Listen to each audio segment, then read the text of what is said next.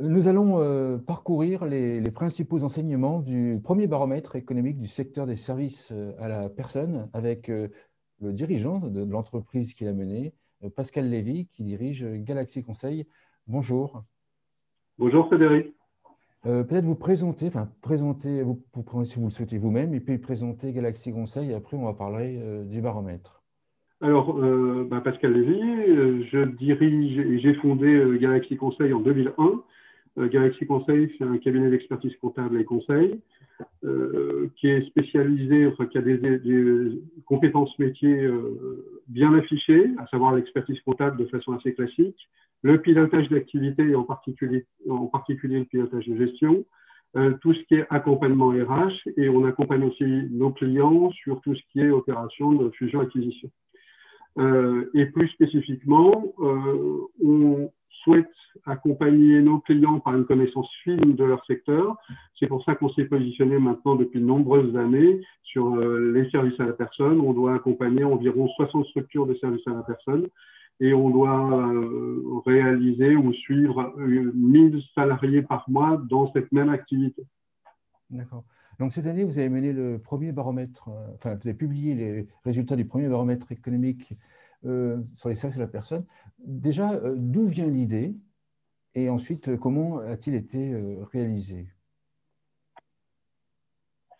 Alors, d'où vient l'idée En fait, nous, on est en veille, bien évidemment, comme on est très présent sur ce secteur, on est en veille sur les données économiques, macroéconomiques, microéconomiques, et on a fait le constat qu'en fait, il y avait très peu de données économiques nationales qui apparaissaient. Il y a quelques données publiées en 2019 sur l'activité des services à la personne. Enfin, aucun baromètre, aucun élément récurrent n'est sorti, et donc il nous a paru intéressant dans un secteur qui est en pleine mutation, qui est confronté à des enjeux importants, de pouvoir mettre en place un baromètre qui mesure à la fois des éléments quantitatifs, mais en même temps des éléments qualitatifs qui nous permettent d'identifier des tendances du secteur sur les prochaines années. Concrètement, il a été mené comment? La partie quantitative, comment vous l'avez menée? Alors, ce qu'on a fait, c'est déjà on a établi un questionnaire qu'on a fait valider. On a eu deux sources de validation. On a d'abord auprès de nos propres clients, on a testé le questionnaire pour savoir si les questions paraissaient pertinentes et si les réponses allaient de soi. Voilà. Et puis, on a aussi également un partenaire avec qui on a deux partenaires exactement, avec qui on a mené ce baromètre. Il y a la plateforme des services à la personne du 78 qui s'appelle Invi, auprès de qui on a également testé le baromètre. Et puis, on a mené aussi ce baromètre avec Zelia, qui sont très présents sur le secteur des services à la personne, sur la partie logicielle applicative. Et donc, on a testé auprès de nos deux partenaires les questionnaires de telle sorte que on a une vision et on a un retour sur les questions, leur pertinence et s'il n'y avait pas de problème d'interprétation. Voilà comment ça s'est passé. Donc ça, on va dire, c'est sur l'amont. Voilà. Et puis ensuite, on a diffusé 25 000 structures, soit par les réseaux sociaux, soit par une campagne d'emailing, où on a diffusé et renouvelé des posts de telle sorte qu'on arrive à toucher j'allais dire, les plus petites structures, toutes les structures en France entière, de telle sorte qu'on puisse avoir un taux de retour suffisant et que ça puisse diffuser et que du coup, on puisse en tirer des enseignements. Voilà, ça a été les actions qu'on a menées pendant 2 mois et demi, intenses, mais voilà, bien nous en a pris. Premier champ qu'on va vous présenter, c'est ça concerne la structuration du secteur. Qu'avez-vous appris ou est-ce que vous avez été étonné par certains points dans ce champ-là, dans ce sujet-là?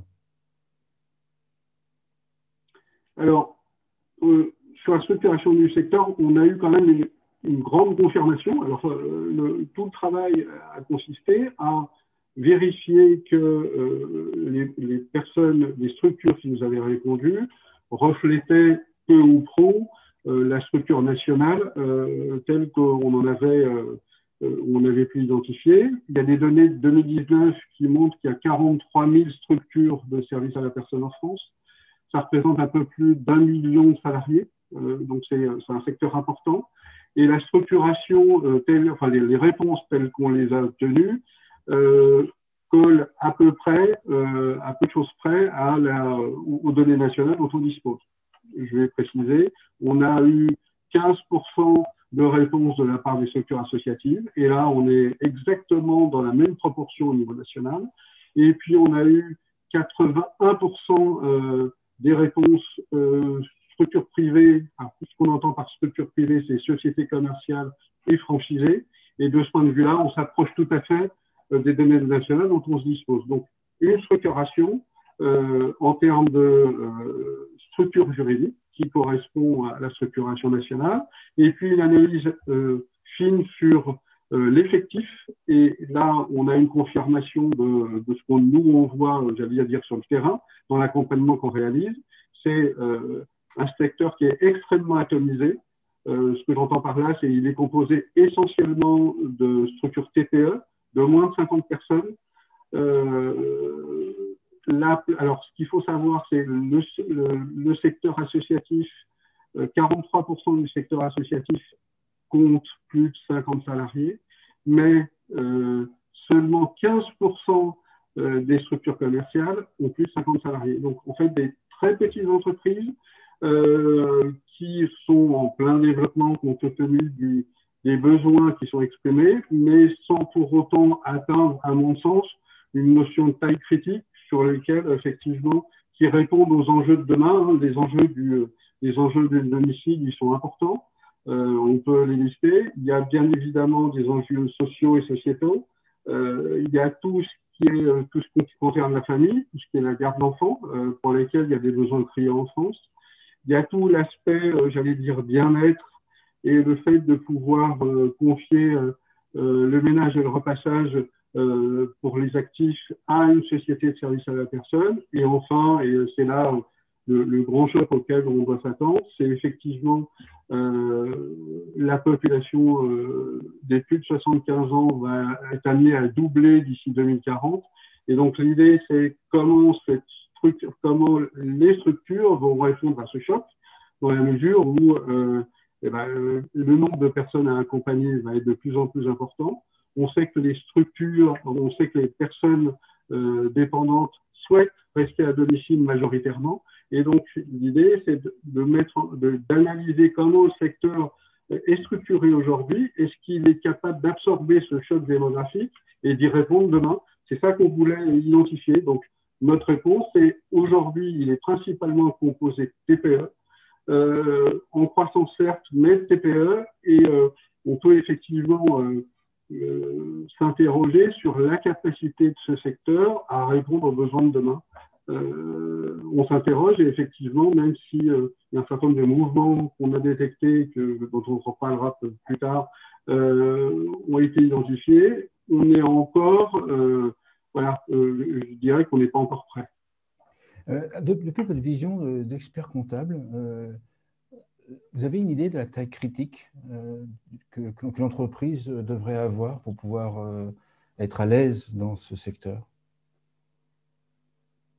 Alors, la notion de taille critique a beaucoup évolué. Hein. On avait fait une étude en 2013 sur la notion de taille critique et on avait pu identifier avec d'autres études, ça corroborait avec d'autres études publiées depuis, aux alentours de 50 000 heures d'intervention par an.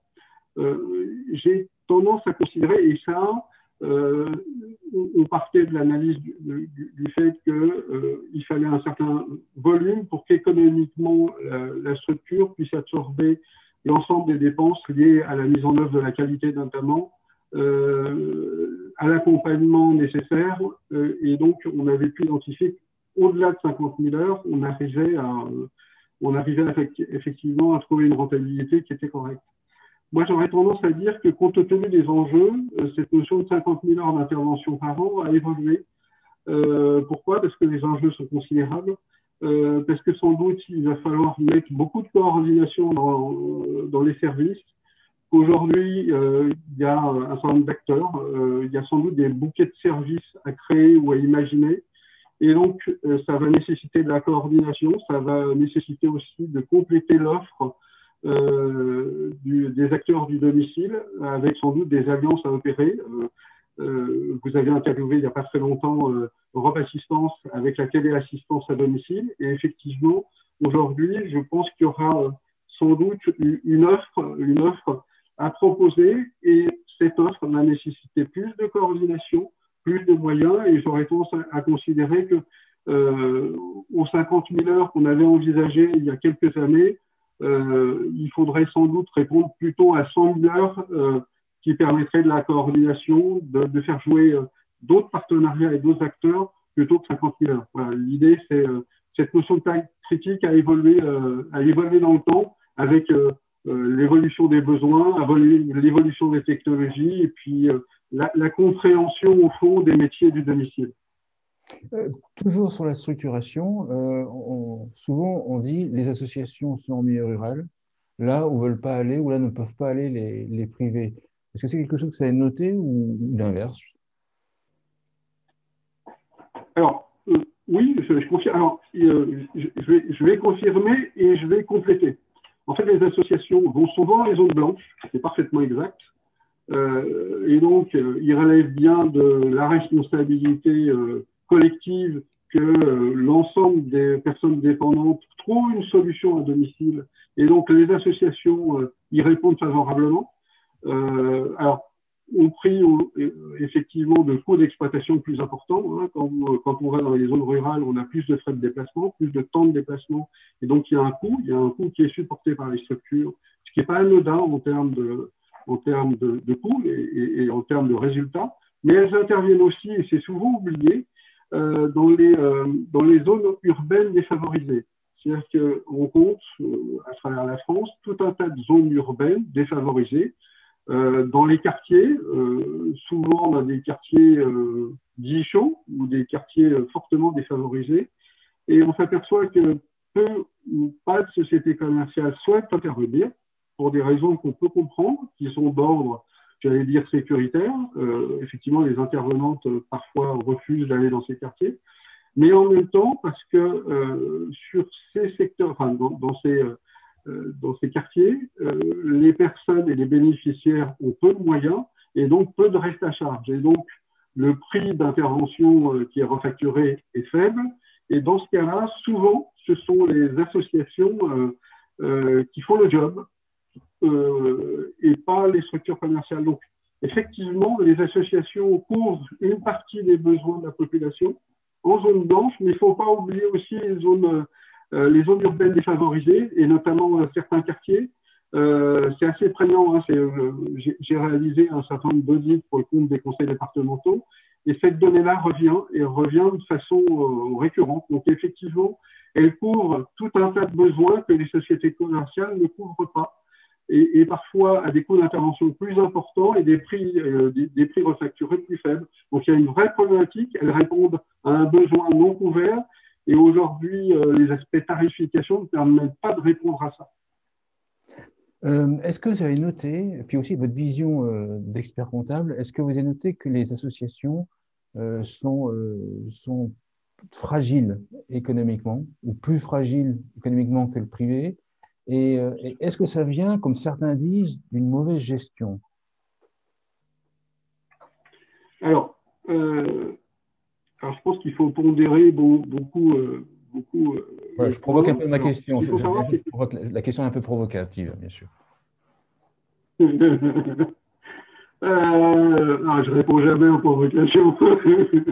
Non, ce qui est important non, les associations, souvent, ce sont les acteurs historiques. Hein, c'est les acteurs historiques du secteur du service à la personne et du domicile, ce sont les associations et les services d'aide à domicile, les CCAS. Ce sont les grands acteurs historiques qui étaient là avant la loi Borloo et qui se sont développés depuis de nombreuses années. Elles ont un avantage économique fort, c'est que souvent elles ont des réserves et un niveau de trésorerie assez élevé. et donc ce qui leur donne un matelas de sécurité important, à l'inverse des sociétés commerciales qui sont plus jeunes et qui n'ont pas pu constituer une sorte de trésor de guerre. À l'inverse, beaucoup d'associations n'ont pas su ou pas pu renouveler leur modèle en termes de gouvernance, en termes d'organisation, et donc progressivement, leur situation économique se détériore. Alors, on fait des généralités. Il y a tout un tas d'associations qui se portent très bien, et heureusement, j'allais dire, hein, compte tenu des besoins à pourvoir, mais il y a tout un tas d'associations qui, effectivement, souffrent beaucoup par ce manque de vision de la gouvernance, par ce manque d'adaptation aux tarifs, au positionnement, à la réflexion stratégique. Et effectivement, je suis amené régulièrement à intervenir dans le cadre de plans de restructuration pour essayer de retrouver des nouveaux fondamentaux qui font que ces structures puissent rebondir, même si c'est effectivement pas évident. Donc, une situation contrastée des associations. Certaines se portent très bien, ont un vrai matelas de sécurité en termes de trésorerie, mais il y a des gros soucis en termes de gouvernance, la gouvernance qui n'a pas su se renouveler, comme je vous le disais, et voilà, des problématiques économiques, le fait aussi qu'elles répondent à des besoins particuliers, souvent, hein, on a parlé des zones rurales, des zones urbaines, et donc voilà, elles ont des coûts d'exploitation plus importants qui n'ont pas toujours été entendus par les pouvoirs publics. Je sais que ce discours va gêner nos amis du secteur concurrentiel, mais c'est quand même une réalité qu'on rencontre sur le secteur. Deuxième grand point, l'impact de la crise du Covid. Quels sont les principaux enseignements? Il y en a de 3 ordres. Alors, bien sûr, les structures de services à la personne ont souffert. 45% des structures interrogées ont connu une baisse d'activité. Donc, c'est quand même significatif. Mais à l'inverse, c'est le verre à moitié plein et à moitié vide. À l'inverse, 37% des structures ont connu une hausse d'activité. Donc, moi, je souligne le point parce que c'est quand même un point remarquable. Elles ont été confrontées effectivement à la résiliation temporaire de la part des bénéficiaires de leur contrat de prestation. Elles ont souffert aussi de l'absentéisme et du fait que certaines salariés refusaient d'aller travailler ou étaient contraintes de rester à domicile pour garder des enfants. Et malgré ça, elles ont connu une croissance, donc une performance globale du secteur qui est quand même remarquable de mon point de vue, ce qui prouve bien qu'effectivement, ce secteur répond à des besoins extrêmement importants et que voilà, elles ont su y répondre. Belle performance malgré tout, hein. Alors, ceci est bien évidemment à pondérer. Le secteur associatif a plus souffert que le secteur privé, d'une manière générale. Et les structures qui se situent en Île-de-France ont plus souffert que les structures en province. Alors, ça peut s'expliquer, notamment pour ce qui est de l'Île-de-France. Par définition, ce sont des zones urbaines où l'activité de confort, ménage, repassage est plus importante qu'ailleurs. Et donc, c'est un secteur, tout ce qui est service de confort, qui a beaucoup souffert de la crise du Covid.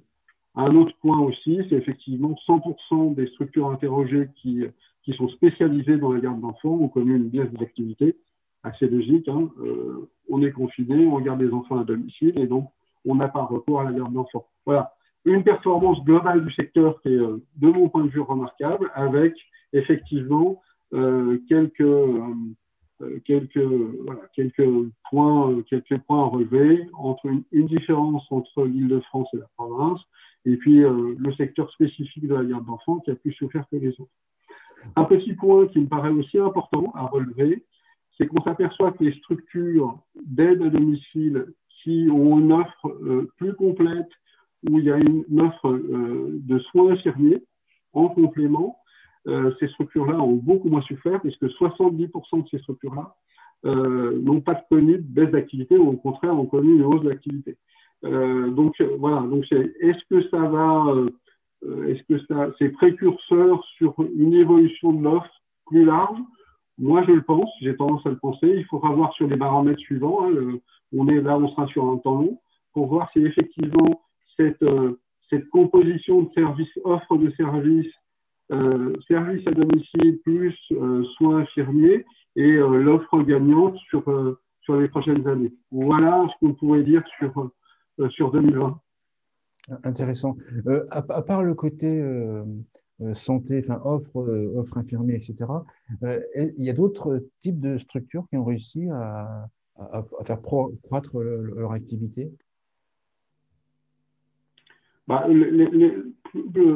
Généralement, les structures commerciales, les structures privées. Voilà. Il y a surtout les associations. Après, on n'a pas identifié… On arrive à comprendre pourquoi une Pardon? On arrive à comprendre pourquoi une société commerciale…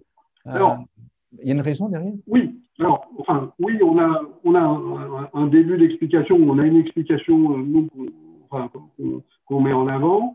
C'est en fait, la crise ne fait que révéler ou qu'accentuer les tendances du marché. Et dans les tendances du marché, on voit un secteur associatif qui est à la peine. Et donc, l'année de crise sanitaire n'a fait qu'accentuer cette partie-là et cette baisse d'activité. Voilà, la baisse d'activité, on la rencontre quand même dans un certain nombre d'associations et c'est récurrent. Donc, ça n'a fait qu'accentuer ce côté-là. D'accord. Troisième point, le point, c'est la confiance en 2021, donc en avenir court, en fait, en avenir court, que vous avez pu noter. Oui, alors effectivement, on pouvait s'interroger, c'est bon nombre de structures ayant connu une baisse d'activité, quelles étaient leurs visions et leurs perspectives d'avenir. Au fond, c'est important pour le secteur et c'est important aussi pour les acteurs pour savoir comment, forts de cette vision, ils vont agir et ils vont se développer.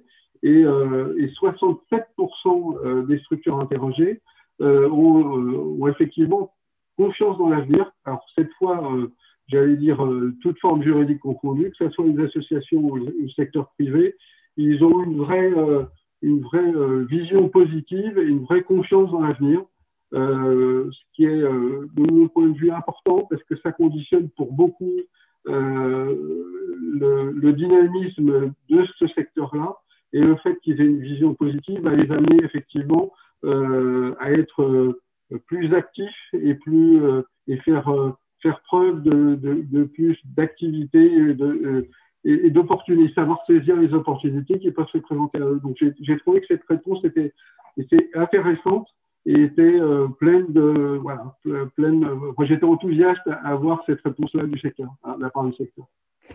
Parmi les différents types de services à la personne, différents secteurs, les activités, quels sont les secteurs qui sont les plus confiants?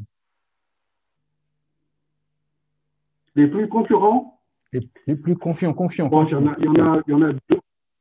Ah, confiant. Il y a bien évidemment tout le secteur de la dépendance qui croît régulièrement depuis des années maintenant. Et sur le secteur de la dépendance, on sait bien, on est sur une tendance de fond.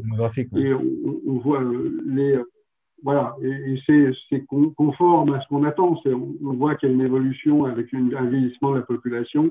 Et effectivement, les structures qui sont positionnés sur ce créneau d'activité-là connaissent une forte, ont une vision d'avenir tout à fait positive et ont confiance en l'avenir. D'accord. Autre point qu'on voulait aborder, les problématiques du secteur. Vous avez posé la question, quelles sont les problématiques qu'ils rencontraient? Le premier problématique, j'imagine, les RH. Alors ça, tout le monde le devine. Eh oui, c'est sans surprise, 52% des structures interrogées considèrent qu'elles ont des problématiques RH, mais ce n'est pas très étonnant. Hein, il y a un problème d'attractivité des métiers du domicile. Il y a un problème. Alors, l'attractivité, c'est un métier difficile auquel les intervenantes font face. Pour ce qui est de la dépendance, la dépendance est difficile à vivre quand on accompagne les personnes âgées, les personnes dépendantes. Physiquement difficile, et puis avec des niveaux de rémunération qui sont quand même très bas. Donc, de ce point de vue-là, on est à la croisée des chemins. On n'a pas réussi à trouver un modèle un modèle qui est pertinent pour attirer, j'allais dire, de nouvelles personnes et les former et rendre ce métier attractif, sachant que dans le même temps, on va voir arriver de plus en plus de personnes dépendantes qui vont avoir des besoins croissants. Donc, pour l'instant, effectivement, on a un vrai problème RH avec un vrai turnover, avec une difficulté de recrutement, et c'est relevé sans surprise, j'allais dire, sans surprise par ce baromètre. Parce qu'en fait, moi, parce que ça fait très longtemps qu'on dit il faut revaloriser les salaires, il faut former les salariés, etc. Tout ça, ça a un coût. Depuis votre point de vue, vous pensez que c'est possible pour des acteurs privés de promettre une revalorisation des salaires, une formation des salariés? Alors, je vais revenir un tout petit peu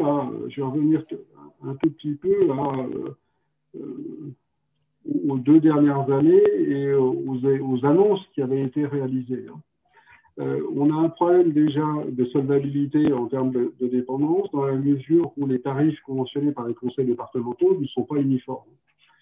Et donc, le prix de la prestation APA, les tarifs de la prestation APA varient d'un département à l'autre. Ce qui pose effectivement un problème d'égalité des personnes au regard de leur couverture, au regard de leurs besoins. Il y avait un projet de loi grand âge qui nous avait été annoncé, et donc le dispositif qui avait été annoncé, c'était de dire on uniformise et on augmente le tarif socle, et donc on aura un tarif national, et ensuite les conseils départementaux vont conclure avec les structures des CEPOM pour permettre à la fois de réguler, mettre de la qualité, mettre des actions en place pour structurer le secteur. Et donc, ce CEPOM aurait amené, alors il y a eu des CEPOM mais qui ont été menés à titre expérimentaux, les CEPOM viendraient compléter le prix payé et permettraient d'une certaine manière du coup d'avoir un prix facturé plus important et donc de permettre une meilleure rémunération des personnels. Comme vous le savez, la loi grand âge n'a pas été adoptée. Elle sera repoussée probablement au-delà de l'élection présidentielle. Et effectivement, on est confronté à cette difficulté-là, qui est un prix aujourd'hui qui ne permet pas de payer beaucoup plus les personnels. Alors, ce que je voudrais ajouter, c'est un point important, et nous, on le voit progressivement chez nos clients. En fait, on a 2 types d'offres. Alors là, je fais un focus particulier sur le maintien à domicile. En fait, on a une offre, j'allais dire, qui suit peu ou prou le tarif conventionné par le conseil départemental, avec un reste à charge plus ou moins élevé. Et puis, il y a une deuxième offre dans des territoires plutôt favorisés, où en fait les personnes dépendantes refusent ou n'émettent pas le besoin de faire jouer le dispositif APA. Et donc, il y a une deuxième offre qui est en train de voir le jour, j'allais dire une offre plutôt haut de gamme, avec des tarifs plutôt élevés, aux alentours de 27-28 euros de l'heure, et avec des personnels qui sont mieux payés. Donc en fait, on s'aperçoit qu'il y a déjà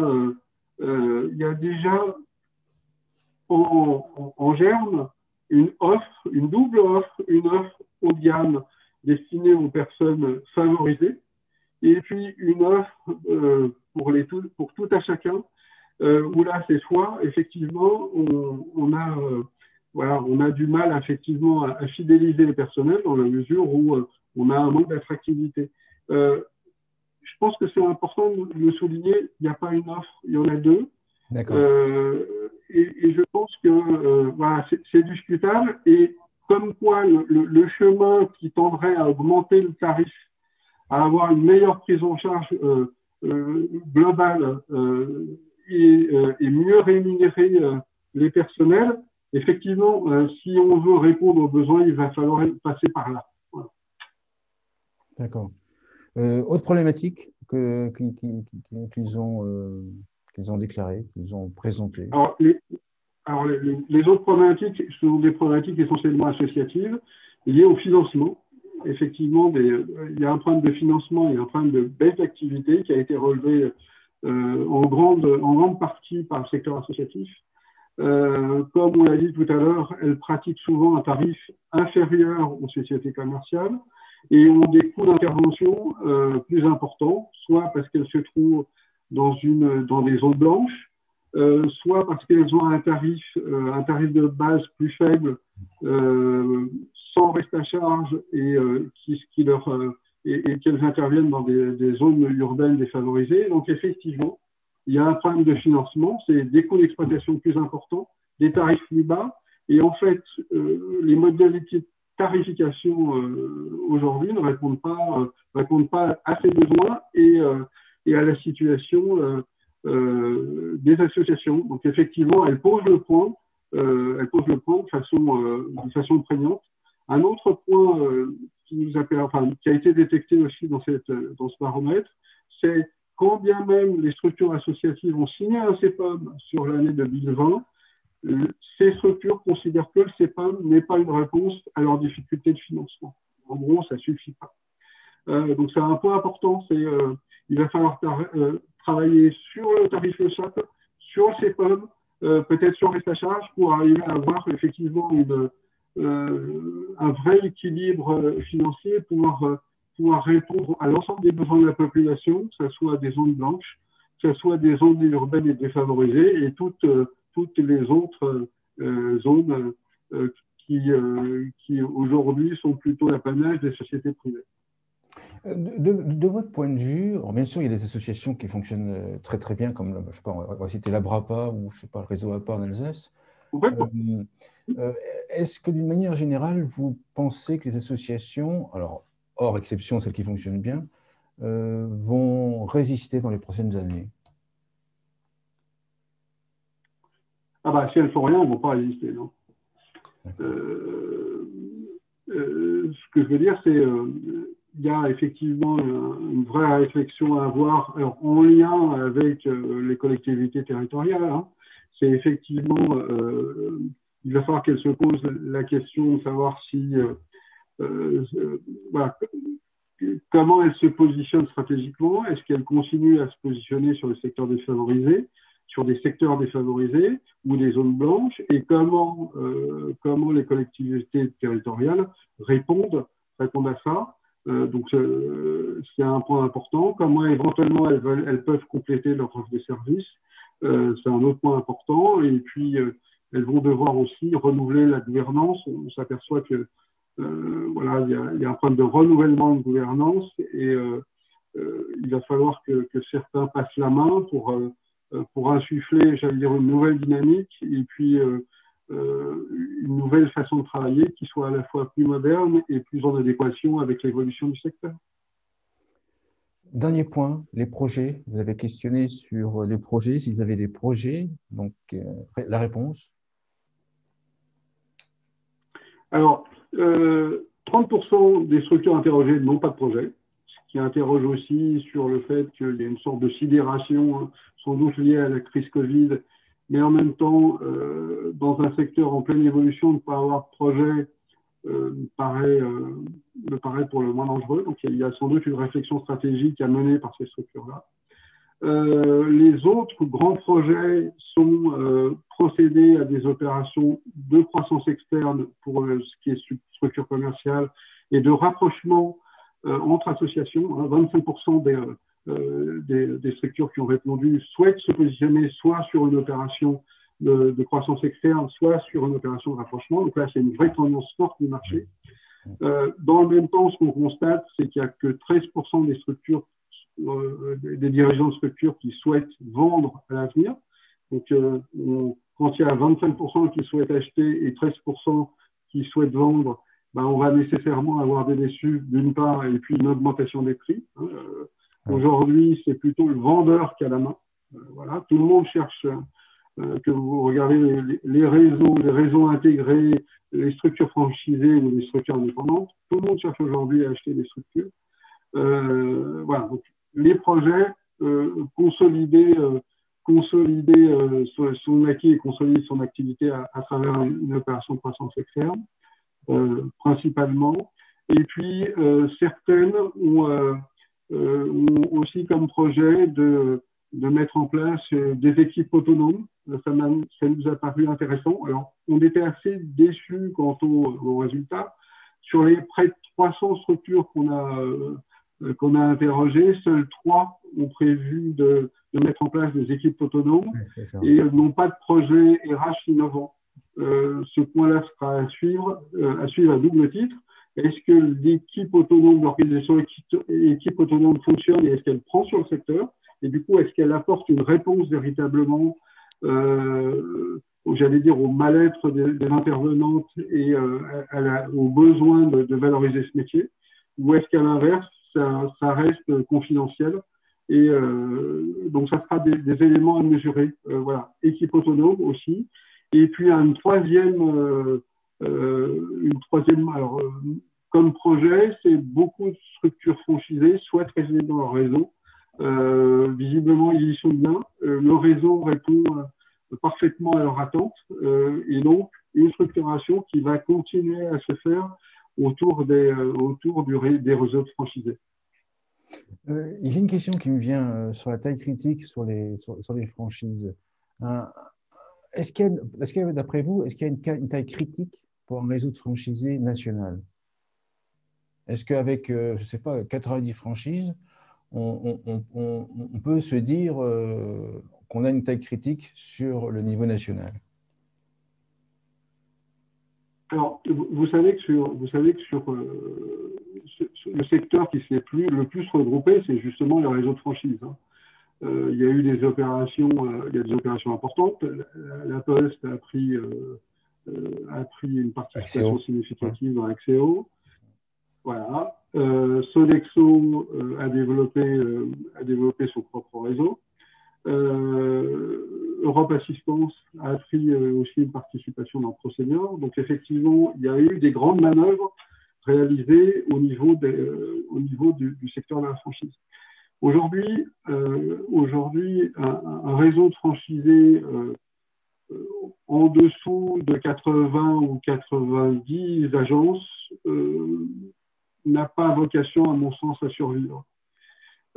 Pourquoi? Parce que, comme vous le savez, les franchises sont aujourd'hui confrontées à une vraie difficulté, notamment sur le maintien à domicile, c'est que les conseils départementaux ne délivrent quasiment plus d'autorisation. Donc, c'est un vrai frein à leur développement.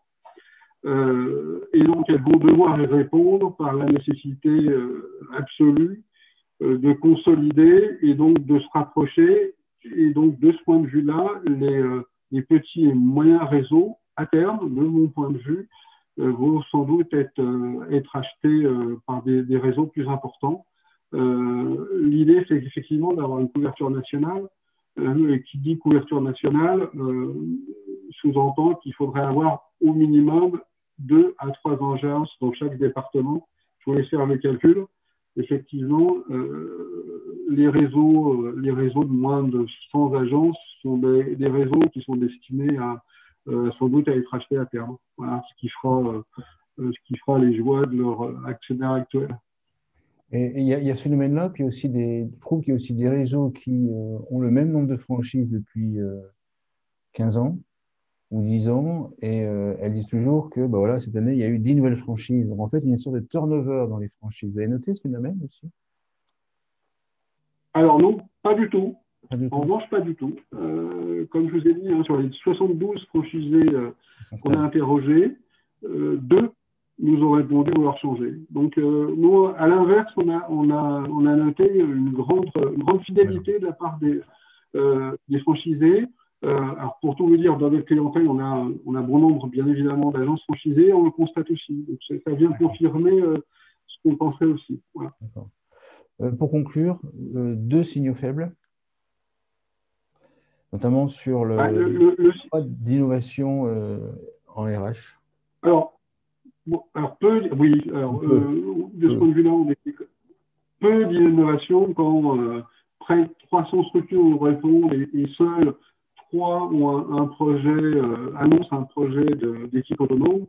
Effectivement, on trouve ça faible. Ce qui m'étonne, c'est en termes de réflexion, aucune réflexion vraiment importante n'a été mise en œuvre pour voir comment on peut répondre à cette problématique RH en mettant en œuvre une politique, une politique RH, une notion de marque employeur, en mettant en place, par exemple, de l'intéressement, mettant en place des moyens différents pour effectivement attirer et essayer de fidéliser les intervenantes. Peu d'innovation sociale. Je vous rejoins là-dessus. Je pense qu'il y a une vraie réflexion à avoir de la part du secteur pour voir ce qui pourrait être mis en avant. Je pense que peut-être que certains ont... Parce qu'il y a eu cette vague d'intérêt pour les équipes autonomes. Et puis après, il y a aussi une vague, moi je trouve, où certains disaient, c'est assez simple à organiser. Et puis finalement, non seulement ce qui a été développé, alors je ne sais plus si c'est en Belgique ou en Hollande, c'était adapté aux infirmières, et pas, il me semble, et pas forcément au service à la personne. Et certains trouvent que c'est plus compliqué que cela. Ça demande des salariés spécifiques, qui ont une caractéristique un petit peu différente.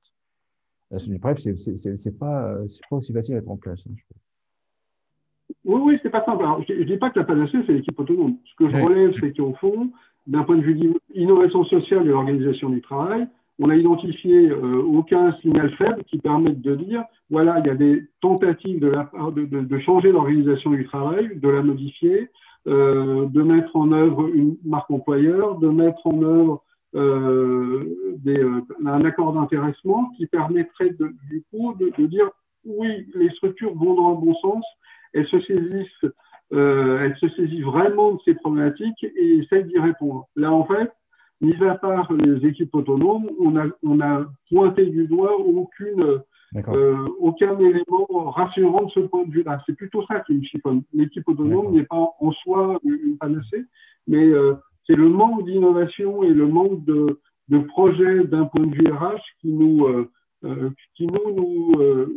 marque et qui nous interroge. D'accord. Au signaux faible, il y en a un autre que vous avez noté. Alors, l'autre signal faible qu'on a pris dans... Pardon ? C'est la fidélité au réseau, je pense. Mais alors, la fidélité au réseau, et puis ça, on l'a identifié. Et puis, un troisième signal faible qui nous paraissait quand même important, on en a déjà parlé un petit peu lors de notre entretien, c'est effectivement les structures qui arrivent à proposer une offre maintien à domicile et une offre de soins infirmiers. A priori, c'est le couple gagnant en termes de couple produit-marché. Voilà, on verra si sur les années suivantes ça se confirme, mais effectivement, progressivement, le secteur de domicile devra aussi s'orienter sur le soin. Ça paraît être une tendance qui est à suivre pour le moins et sans doute qui va marquer les années suivantes, notamment pour les structures les plus importantes. On peut même imaginer que ce sont les structures de soins à domicile qui rachètent ou qui reprennent des réseaux service à la personne. Complètement. On est entièrement d'accord avec ça. Voilà, exactement. Une conclusion à l'émission ? Une conclusion à l'émission, c'est un secteur passionnant qui va être confronté à un choc, à des enjeux qui sont considérables, où il y a encore beaucoup de travail à faire, beaucoup de réflexion, mais j'allais dire que l'avenir est devant nous. Il va falloir que tous les acteurs se réunissent, tous les acteurs soient proactifs pour arriver effectivement à stabiliser le secteur et à le consolider. Super, merci. J'ai beaucoup appris. Merci beaucoup.